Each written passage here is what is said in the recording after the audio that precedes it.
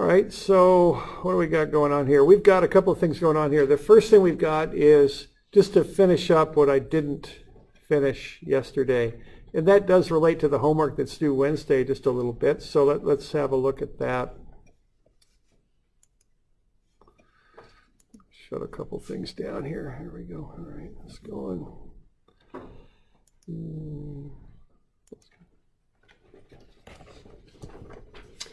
All right, a couple other definitions. This is on the first page of the notes.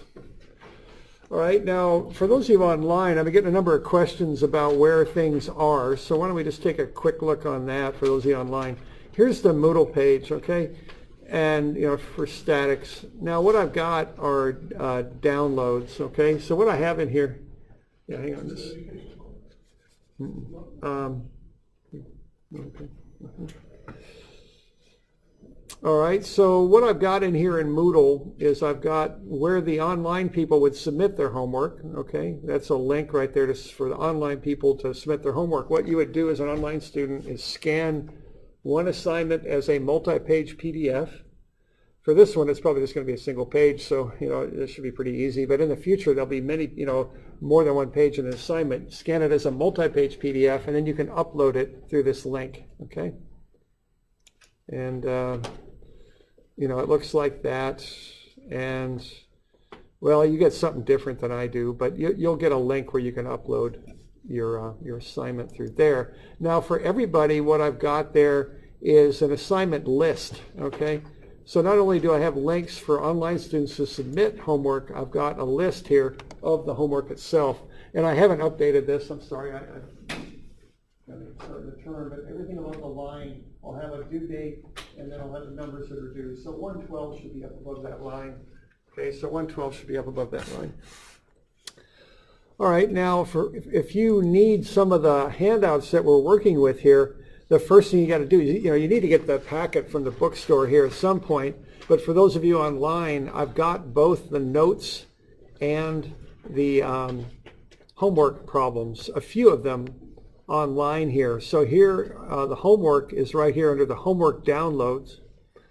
There's in-class downloads, homework downloads. See, there's homework 111 through 143.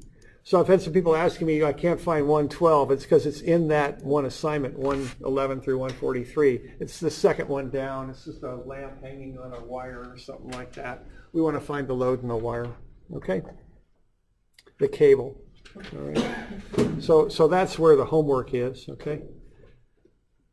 Now I don't have everything for the term there. You're going to have to eventually get the packet, but that's just a few problems while you're getting the packet that you've got. And not only do I have that, I also have the notes that we're working through, and they're notes page 110 through 190, okay? So if you click on that, you'll see the notes that we're working with right now, okay? So that's available online, those things.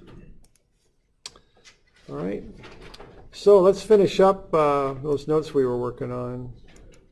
Here we go. All right, so just to clarify a few other things here regarding this. Okay, a particle is a body whose size can be neglected. It's like a point mass. It could be something really small, like a pool ball or something. That's analyzed like a particle. But you could also analyze the Earth as a particle too. It's more, it's your choice to analyze something like that if you want. So that's what a particle is. We just look at the object as though it's one little point.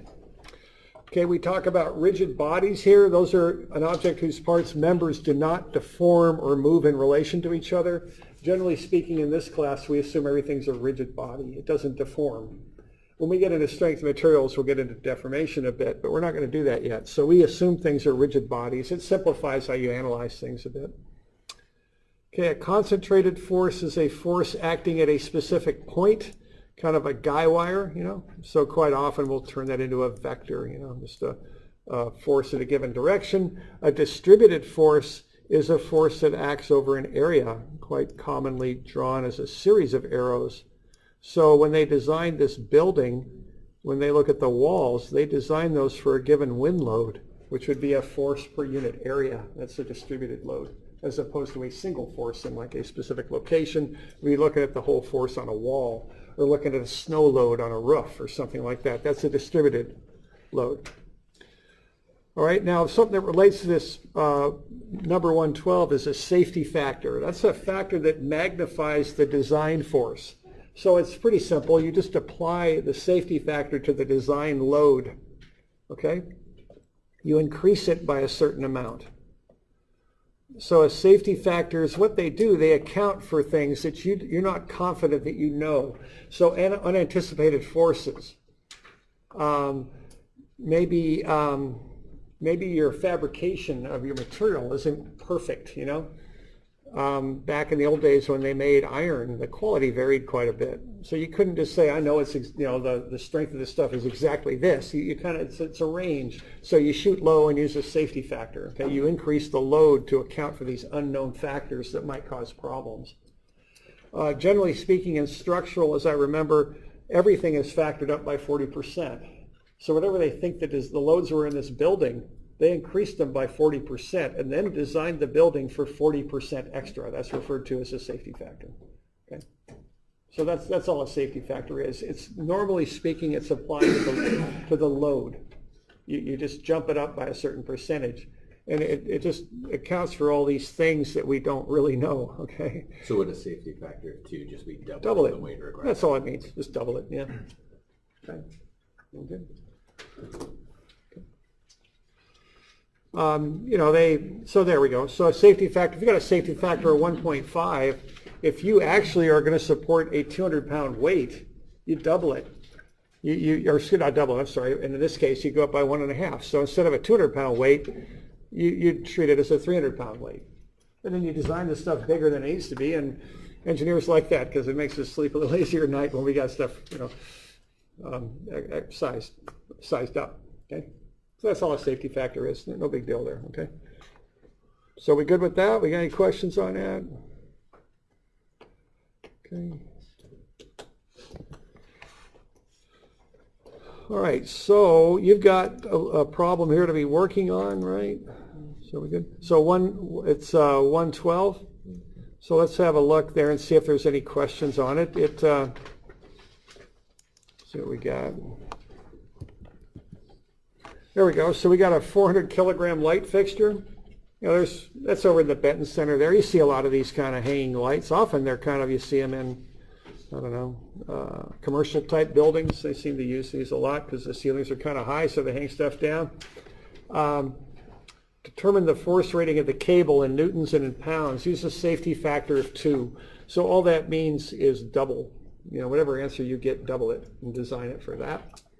You know, and the other thing I'm looking for in this is use the proper format that I covered in class, okay?